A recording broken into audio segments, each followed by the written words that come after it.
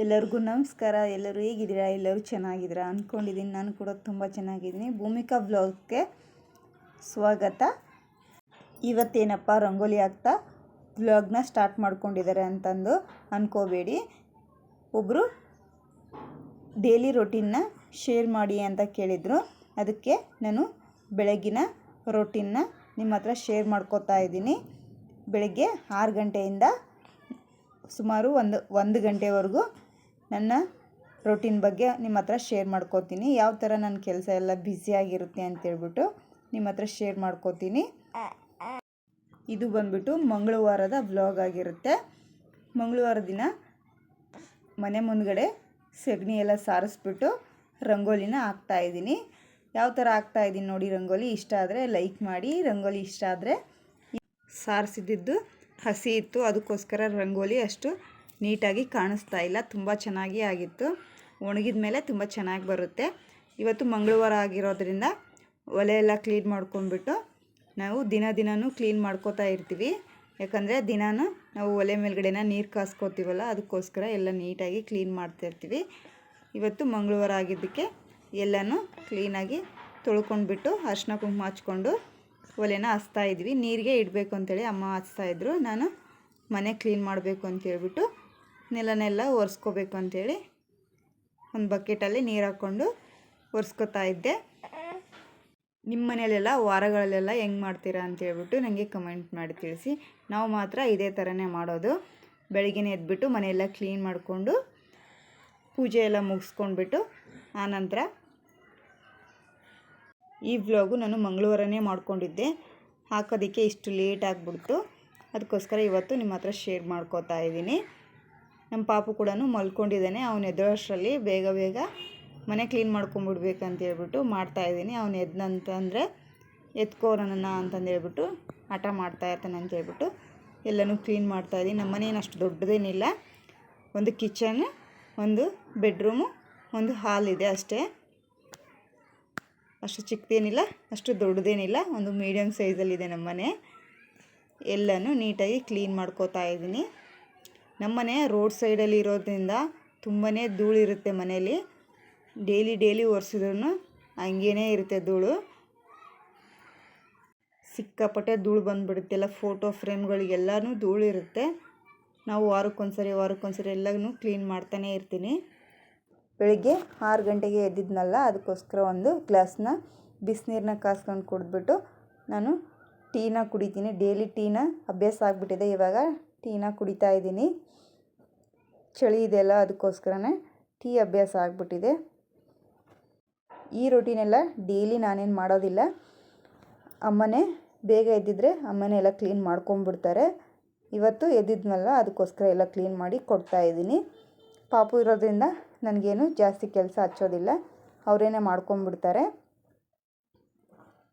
ನಾನು ಪಾಪು ನೈಟು ಮಲಗಲಿಲ್ಲ ಅಂದರೆ ಲೇಟಾಗಿ ಎದ್ದೇಳ್ತೀನಿ. ಬೆಳಿಗ್ಗೆ ಲೇಟಾಗಿ ಎದ್ಬಿಟ್ಟು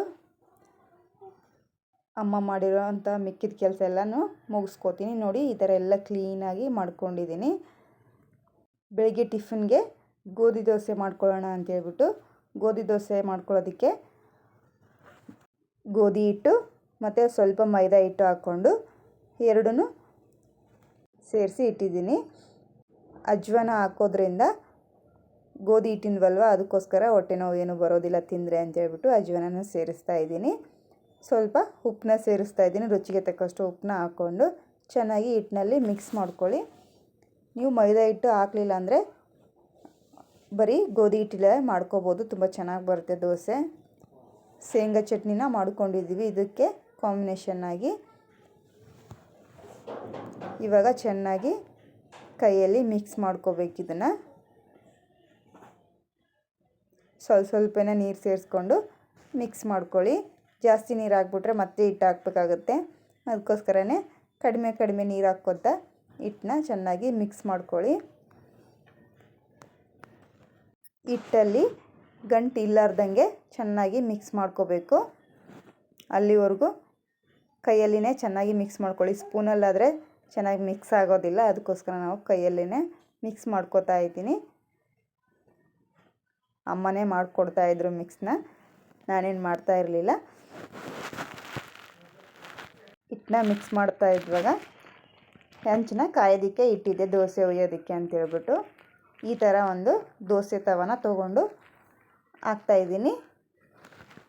ಇವಾಗ ಒಂದು ಈರುಳ್ಳಿನ ಸ್ವಲ್ಪ ಕಟ್ ಮಾಡ್ಕೊಂಬಿಟ್ಟು ಇದಕ್ಕೆ ಸ್ಪ್ರೆಡ್ ಮಾಡ್ಕೊಳ್ಳೋದಕ್ಕೆ ಅಂತೇಳ್ಬಿಟ್ಟು ತೊಗೊಂಡಿದ್ದೀನಿ. ಗೋಧಿ ದೋಸೆಗೆ ಈರುಳ್ಳಿ ಸ್ಪ್ರೆಡ್ ಮಾಡಿಕೊಂಡ್ರೆ ತುಂಬ ಚೆನ್ನಾಗಿ ಬರುತ್ತೆ ದೋಸೆ ಅಂತೇಳ್ಬಿಟ್ಟು ಈ ಥರ ಮಾಡ್ತೀವಿ ನಮ್ಮ ಮನೇಲಿ. ನೀವು ಯಾವ ಥರ ಮಾಡ್ತೀರಾ ಅಂತೇಳ್ಬಿಟ್ಟು ನನಗೆ ಕಮೆಂಟ್ ಮಾಡಿ ತಿಳಿಸಿ ಫ್ರೆಂಡ್ಸ್. ಚೆನ್ನಾಗಿ ಈ ಥರ ಎಣ್ಣೆಯಲ್ಲಿ ಸ್ವಲ್ಪ ಎದ್ಕೊಂಡು ಸ್ಪ್ರೆಡ್ ಮಾಡ್ಕೊತಾ ಇದ್ದೀನಿ. ನೋಡಿ ಹಿಟ್ಟು ಕೂಡ ಚೆನ್ನಾಗಿ ಮಿಕ್ಸ್ ಆಗಿದೆ. ಈ ಥರ ಮಿಕ್ಸ್ ಆಗಿರಬೇಕು. ದೋಸೆ ಹಿಟ್ಟಿರುತ್ತಲ್ವ ಆ ಥರ ಆಗಿರಬೇಕು. ನೋಡಿ ಇವಾಗ ಒಂದೇ ಸ್ಪೂನ್ ತಗೊಂಡು ಹಾಕ್ತಾಯಿದ್ದೀನಿ ನಾನು. ಫಸ್ಟು ಚಿಕ್ಕದು ಹಾಕೊಳ್ಳೋಣ ಅಂತೇಳ್ಬಿಟ್ಟು ಚಿಕ್ಕದು ಹಾಕ್ಕೊಂಡು ಚೆನ್ನಾಗಿ ದೋಸೆನ ಉಯ್ತೀವಲ್ವ ಆ ಥರನೇ ಸ್ಪ್ರೆಡ್ ಮಾಡ್ಕೋಬೇಕು. ನೋಡಿ ಈ ಥರ ಬಬಲ್ಸ್ ಆಗಿ ಬರಬೇಕು. ಫುಲ್ಲು ತೆಳ್ಳಗಾಗಿ ಹಾಕ್ಕೊಳಕ್ಕೆ ಹೋಗಬೇಡಿ, ಒಂದು ಸ್ವಲ್ಪ ದಪ್ಪನೇ ಹಾಕ್ಕೊಳ್ಳಿ. ನಾವು ಏನು ಸೋಡಾ ಪುಡಿ ಅಥವಾ ಏನೂ ಹಾಕಿಲ್ಲ, ನಾರ್ಮಲ್ ಹಂಗೆ ಮಾಡಿದ್ದೀನಿ. ತುಂಬ ಚೆನ್ನಾಗಿ ಬಂದಿದ್ವು. ಆನಂತರ ಸ್ವಲ್ಪ ಮೇಲ್ಗಡೆ ಎಣ್ಣೆನ ಸ್ಪ್ರೆಡ್ ಮಾಡಿಕೊಂಡು ಟರ್ನ್ ಮಾಡಿಕೊಂಡ್ರೆ ಆಯಿತು. ಸ್ಲೋ ಆಗಿನೇ ಟರ್ನ್ ಮಾಡ್ಕೊಳ್ಳಿ, ಯಾಕಂದರೆ ಗೋಧಿ ದೋಸೆ ಅಲ್ವ ಸ್ಮೂತ್ ಇರುತ್ತೆ, ಬೇಗನೆ ಕಿತ್ತೋಗ್ಬಿಡುತ್ತೆ. ಅದಕ್ಕೋಸ್ಕರನೇ ನೋಡಿ ಎರಡೂ ಕಡೆನೂ ಚೆನ್ನಾಗಿ ಬೇಯಿಸ್ಕೊಳ್ಳಿ. ಇಲ್ಲಾಂದರೆ ಹಂಗೆ ಹಸಿಯಾಗಿದ್ದರೆ ಗೋಧಿ ದೋಸೆ ಅಲ್ವ ಹೊಟ್ಟೆ ನೋಯಿಸ್ಬಿಡುತ್ತೆ. ಅದಕ್ಕೋಸ್ಕರ ಚೆನ್ನಾಗಿ ಬೇಯಿಸ್ಕೊಂಡು ತೆಕ್ಕೊಳ್ಳಿ. ದೋಸೆ ತುಂಬ ಚೆನ್ನಾಗಿ ರೆಡಿಯಾಗುತ್ತೆ. ಇದಕ್ಕೆ ಕಾಂಬಿನೇಷನ್ ಆಗಿ ಶೇಂಗಾ ಚಟ್ನಿನ ಮಾಡ್ಕೊಂಡಿದ್ದೆ ನಾನು. ಆಲ್ರೆಡಿ ಆ ರೆಸಿಪಿನ ಶೇರ್ ಮಾಡ್ಕೊಂಡಿದ್ದೀನಿ, ಅದಕ್ಕೋಸ್ಕರ ಅದನ್ನು ತೋರಿಸ್ಲಿಲ್ಲ. ಇವತ್ತು ಮಧ್ಯಾಹ್ನ ಊಟಕ್ಕೆ ಮೂಲಂಗಿ ಪಲ್ಯ ಮತ್ತು ಜೋಳದ ರೊಟ್ಟಿನ ಮಾಡಿದ್ವಿ. ನೋಡ್ಬೋದು ಯಾವ ರೀತಿ ಮಾಡಿದ್ದಾರೆ ಅಂತೇಳ್ಬಿಟ್ಟು. ನಮ್ಮ ಅಮ್ಮನೇ ಮಾಡಿದರು. ಮೂಲಂಗಿ ಪಲ್ಯನೂ ಅವರೇನೇ ಮಾಡಿದರು. ತುಂಬ ಚೆನ್ನಾಗಾಗಿತ್ತು. ಆ ರೆಸಿಪಿ ಏನಾದರೂ ಬೇಕಿದ್ದರೆ ನನಗೆ ಕಮೆಂಟ್ ಸೆಕ್ಷನಲ್ಲಿ ತಿಳಿಸಿ, ನಾನು ಮಾಡೋದಕ್ಕೆ ಟ್ರೈ ಮಾಡ್ತೀನಿ. ಇವತ್ತು ಮಧ್ಯಾಹ್ನದ ಊಟ ಇದಾಗಿತ್ತು. ಇವಾಗ ಊಟ ಮಾಡ್ಕೊಂಡ್ಬಿಟ್ಟು ನಮ್ಮ ಪಾಪುನ ಆಟ ಆಡಿಸ್ಬೇಕು. ಊಟ ಮುಗಿಸ್ಕೊಂಡ್ಬಿಟ್ಟು ನಮ್ಮ ಪಾಪುನ ಹೊರಗಡೆ ಎತ್ಕೊಂಬಂದಿದ್ದೆ. ನೋಡಿ ಮೊನ್ನೆ ವ್ಲಾಗಲ್ಲಿ ತೋರಿಸಿದ್ನಲ್ವ ಮನೆ ಮುಂದ್ಗಡೆ ತೋಟ ಅಂತೇಳ್ಬಿಟ್ಟು. ಇವತ್ತು ತರಕಾರಿ ಎಲ್ಲ ಆಗಿದ್ದಾವೆ. ಅದರಲ್ಲಿ ಬೆಂಡೆಕಾಯಿ ಎಲ್ಲ ನೋಡಿ ಇಲ್ಲಿ ಎಷ್ಟು ಚೆನ್ನಾಗಿ ಆಗಿದ್ದಾವೆ ಅಂತೇಳ್ಬಿಟ್ಟು. ನಮ್ಮೂರು ಸೈಡಲ್ಲಿ ಇಷ್ಟು ದಿನ ಜಿಟಿ ಅಂತೇಳ್ಬಿಟ್ಟು ಮಳೆ ಬರ್ತಾ ಇತ್ತು. ಅದಕ್ಕೋಸ್ಕರ ನೋಡಿ ಯಾವ ಥರ ತುಂಬ ಚೆನ್ನಾಗಿ ತರಕಾರಿ ಬಂದಿದ್ದಾವೆ ಅಂತೇಳ್ಬಿಟ್ಟು. ನೋಡಿ ಇಲ್ಲೊಂದು ಹಣ್ಣಾಗಿದೆ, ಇಲ್ಲೊಂದು ಹಣ್ಣಾಗಿದೆ, ಇಲ್ಲಿ ಆಗಿದ್ದಾವೆ. ಸಿಕ್ಕಾಪಟ್ಟೆ ಹಣ್ಣುಗಳೆಲ್ಲ ಆಗಿದ್ದಾವೆ. ಇನ್ನೂ ಹಣ್ಣಾಗಿಲ್ಲ, ಕಾಯಿದ್ದಾವೆ. ನೋಡ್ಬೋದು ಎಷ್ಟು ಚೆನ್ನಾಗಿ ಬಂದಿದೆ ಈ ವರ್ಷ ಮಾತ್ರ. ವರ್ಷನೂ ಆಗ್ತಾಯಿದ್ವು, ಆದರೆ ಇಷ್ಟೊಂದು ಹಣ್ಣುಗಳೆಲ್ಲ ಆಗ್ತಾ ಇರಲಿಲ್ಲ. ಈ ವರ್ಷ ಮಾತ್ರ ಸಿಕ್ಕಾಪಟ್ಟೆ ಆಗಿದೆ. ನೋಡ್ಬೋದು ತುಂಬಾ ಸ್ವೀಟಾಗಿರುತ್ತೆ. ಇನ್ನು ಚಿಕ್ಕದು ಕೂಡ ಇದ್ದಾವೆ. ಈ ವಿಡಿಯೋನ ಇಲ್ಲಿಗೆ ಎಂಡ್ ಮಾಡ್ತಾ ಇದ್ದೀನಿ. ಈ ವಿಡಿಯೋ ಸ್ವಲ್ಪನಾದರೂ ಇಷ್ಟ ಆಗಿದ್ರೆ ಒಂದು ಲೈಕ್ ಮಾಡಿ, ಶೇರ್ ಮಾಡಿ, ಕಮೆಂಟ್ ಮಾಡಿ. ಪ್ಲೀಸ್ ಸಬ್ಸ್ಕ್ರೈಬ್ ಮಾಡಿಕೊಂಡು ವಿಡಿಯೋಸ್ನ ನೋಡಿದವರಿಗೆಲ್ಲರಿಗೂ ಧನ್ಯವಾದಗಳು.